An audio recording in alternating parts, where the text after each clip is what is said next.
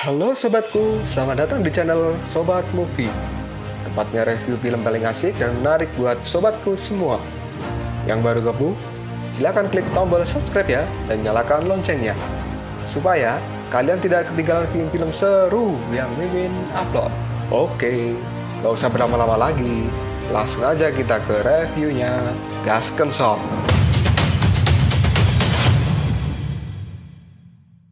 Hey, oke, sobatku terkeren, terkecil, terbaik, tersemuanya. Kita masih bersama Sobat Movie, channel alur cerita terasik sepanjang masa. Oke, kita lanjut bahas chapter 181. Gak usah cacicot banyak bacot, kita langsung masuk aja ke pembahasan. Diceritakan bahwa kini Xiaoyu telah dicekik oleh Yuan Shi Tianxun. Dan Yuan Shi pun berkata pada Xiaoyu, "Kamu sangat bodoh. Apakah kamu pikir aku akan membiarkanmu pergi begitu saja?" Xiaoyu, dirimu ingin tahu kan? Kenapa aku ingin sekali membalikkan sebab dan akibat? Apa kau pikir aku memiliki orang yang kucintai? Jangan bodoh. Itu adalah hal yang membosankan. Kukatakan padamu, aku melakukan ini karena murni aku menyukainya. Orang jahat tidak memiliki alasan yang romantis, kata Yuan Shi Tianxun pada Xiaoyu. Yuan Shi pun kini merasa senang bahwa dirinya akan segera mendapatkan apa yang dia inginkan, yaitu menggabungkan kekuatannya dengan kekuatan Xiaoyu. Xiaoyu yang masih dicekik oleh Yuan Shi Tianxun, kini dirinya hanya bisa diam saja melihat kemarahan dari Yuan Shi Tianxun ini. Karena sejatinya, Xiaoyu hanya ingin melihat sejauh mana tingkat kejahatan dari Yuan Shi Tianxun. Dan kini, Yuan Shi pun akan segera memakan Xiaoyu. Lalu Xiaoyu pun berkata pada Yuan Shi Tianxun bahwa dia datang untuk menemui dirinya bukan tanpa alasan dan tanpa pencegahan. Yuan Shi yang mendengar kata-kata Xiaoyu kini terkejut dengan apa yang dimaksud oleh Xiaoyu. Dan tiba-tiba saja, jeng jeng, datanglah seorang dewa yang belum pernah kita lihat muncul di belakang Yuan Shi Tianxun.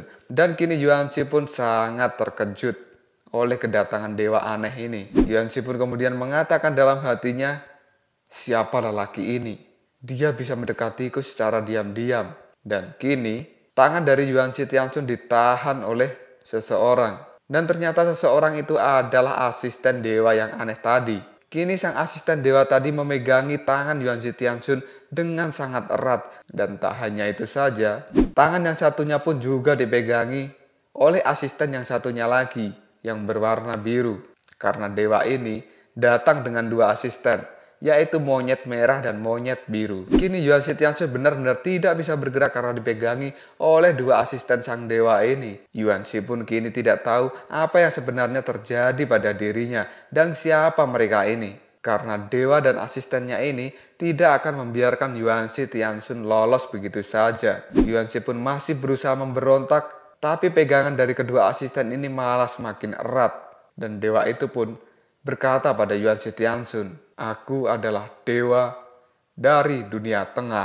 Bersiaplah untuk masuk ke alam ketiadaan," kata sang dewa pada Yuan Shi Tianxun. Dan dengan cepat sang dewa pun kini mengeluarkan akar-akar dari tubuhnya yang langsung melilit tubuh dari Yuan Shi Tianxun. Yuan Shi semakin tidak tahu sebenarnya kekuatan apa yang dewa ini gunakan untuk menangkap dirinya. Karena dirinya yang hebat ini merasa tak bisa berbuat apapun di depan dewa aneh ini.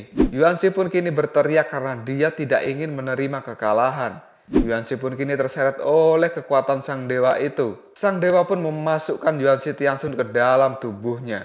Dan kini Yuan Shi pun benar-benar dikirim ke alam lain oleh sang dewa aneh ini. Dan dengan sekejap mata, Yuan Shi Tianxun pun sudah lenyap dari dunia ini oleh kekuatan dewa aneh yang tidak Yuan Shi Tianxun sangka-sangka sebelumnya. Dan kini terlihatlah dari perut dewa aneh ini terlihat sebuah dimensi lain.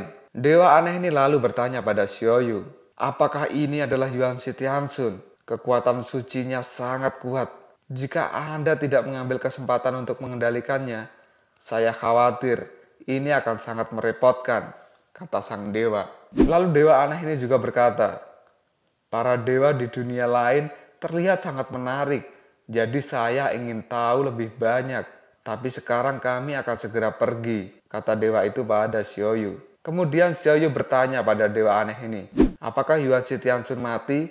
Sang dewa menjawabnya tidak. Dia hanya terjebak di alam semesta yang hampa, dunia tanpa awal dan juga tanpa akhir. Dunia ini tidak memiliki batas dan juga tidak memiliki jalan untuk keluar. Dengan kata lain, Yuan Shi Tianxun akan terjebak di sana selamanya.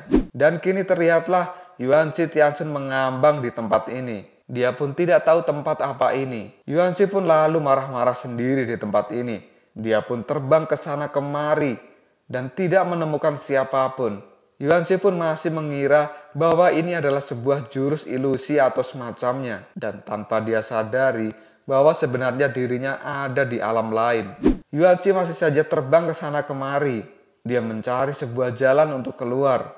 Tapi hasilnya sama saja, karena dia tidak akan pernah menemukan jalan itu. Tapi meskipun sang dewa aneh ini sudah mengirim Yuan Shi Tianxun ke dunia tanpa batas, Xiaoyu pun berkata pada sang dewa ini, jangan remehkan kemampuan Yuan Shi Tianxun. Kemudian Xiaoyu bertanya, akankah dia segera keluar dari dunia tanpa batas ini? Lalu asisten dewa, si monyet merah berkata, aduh, itu tidak akan mungkin.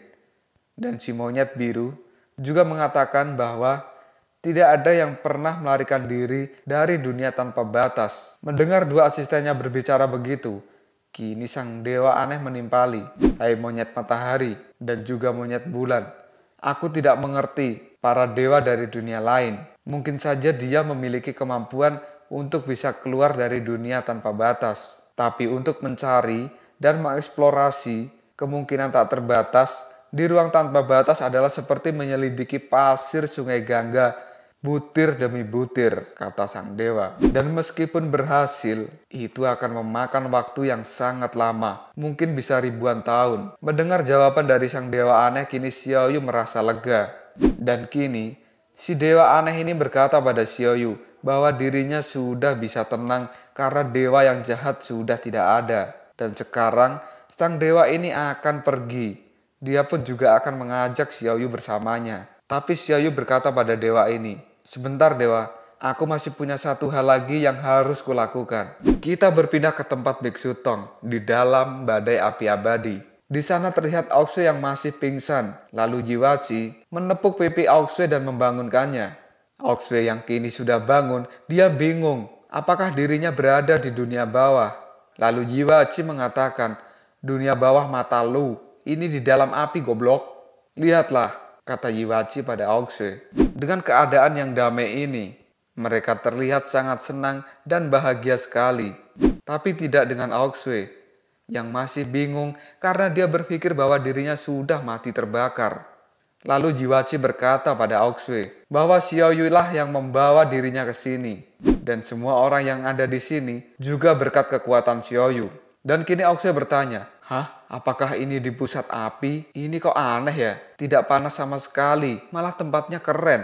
Dan Jiwachi pun menjawab, ini adalah ruang yang diciptakan. Jadi dia bisa melakukan apapun yang dia mau. Kamu tidur terlalu lama, dan kami sudah lama di sini. Wukong pun juga mengatakan bahwa Xiaoyu telah berhasil memulihkan api abadi. Lalu Bailang kini mencari keberadaan Xiaoyu, karena Xiaoyu tidak ada di tempat ini. Dan tiba-tiba saja, jeng-jeng, dari belakang, tangan seseorang memegang pundak Bailang dan dia adalah Xiaoyu. Xiaoyu pun datang dengan gembira dan penuh tawa. Lalu dia mengatakan, hei semuanya, apa kalian sudah tidak sabar menungguku? Aku telah kembali. Mendengar Xiaoyu telah kembali, kini semuanya menjadi terkejut. Xiaoyu pun langsung berterima kasih atas bantuan dari mereka semua. Karena masalah hari ini sudah Xiaoyu bereskan. Xiaoyu pun kemudian berkata pada mereka, Yuan Shi Tianxun, aku tadi menendang pantatnya begitu keras, sehingga dia berguling-guling.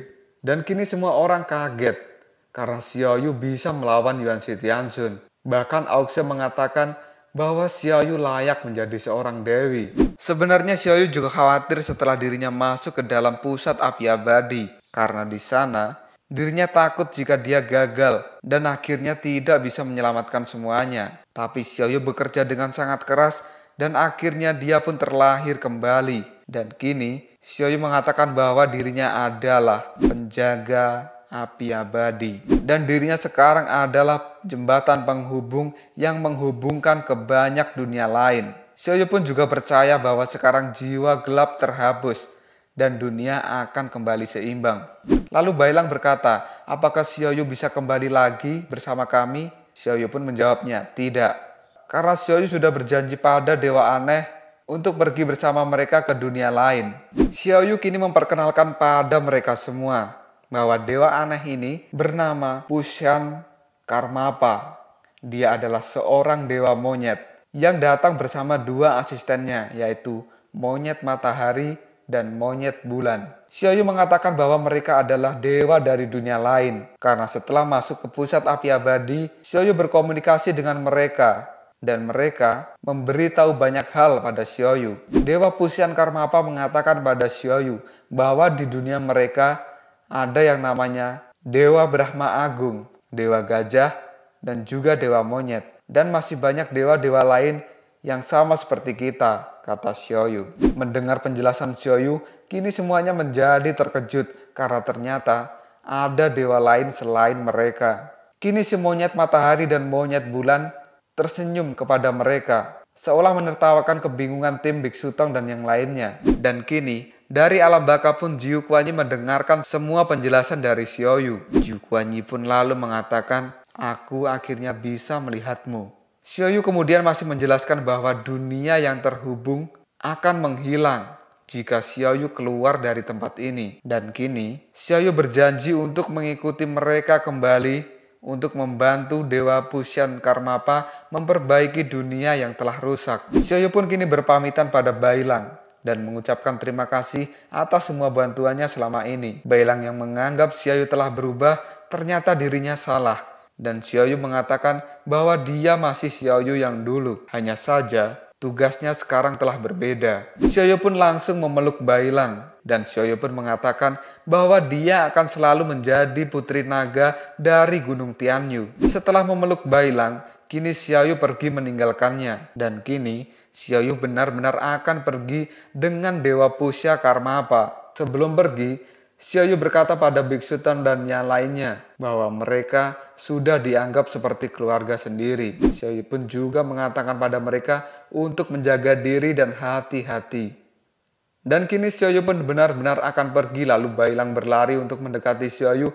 Dirinya lalu berteriak pada Xiaoyu, akankah kita bertemu lagi Xiaoyu? Dan tiba-tiba saja keluarlah cahaya putih dari bawah daun yang membuat mereka semua terkejut. Setelah cahaya putih itu menghilang, kini Bailang merasakan bahwa dirinya sekarang berada di tempat awal, yaitu di luar badai api abadi. Semua orang pun juga mengatakan bahwa dirinya sekarang telah kembali. Dan terlihatlah badai api abadi yang sudah kembali seperti semula. Bailang pun kini hanya memandangi tempat Xiaoyu berada. Dan dia berharap bisa bertemu dengan Xiaoyu lagi. Lalu gimana cerita selanjutnya setelah perjalanan ini? Tunggu aja jawabannya di next video. Koprol Sob. Tetap stay di channel Sobat Movie dan jangan lupa klik subscribe, like, dan share ke teman-temanmu agar channel ini dapat berkembang dan menghibur kalian semua. See you next tomorrow. Bye-bye.